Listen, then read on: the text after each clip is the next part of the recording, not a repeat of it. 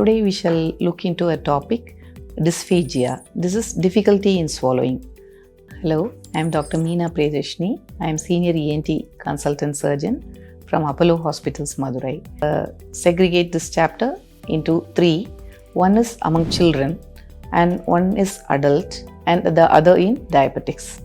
First, we'll take the part of the children who have difficulty in swallowing.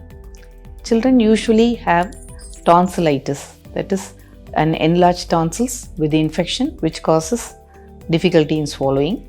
The other commonest cause is simple pharyngitis for the children with fever. And the tonsillitis is always associated with an adenoid enlargement for the children which causes mouth breathing and snoring, sometimes with ear obstruction which causes minimal hard of hearing or inattentiveness in school. The second one is in adults, normal adults.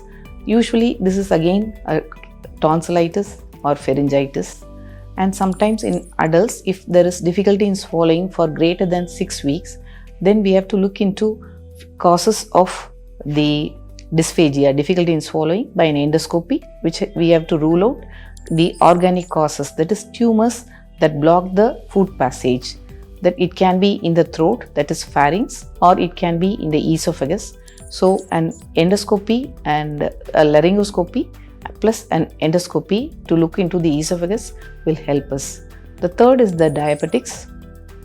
The commonest cause of the difficulty in swallowing in diabetics is usually an acute tonsillar infection which we call as follicular tonsillitis. And sometimes there is pus collection in the sides of the tonsils which we call as parapharyngeal abscess, and sometimes before the vertebra in the retropharyngeal space we call as retropharyngeal abscess. So in the sides of the throat there is collection of abscess, or behind the throat there is collection of abscess, and this is very common in diabetics, and these are the common three causes in the diabetes which we have to think of. And the other cause in the diabetics causing difficulty in swallowing is usually a simple candida infection of the esophagus.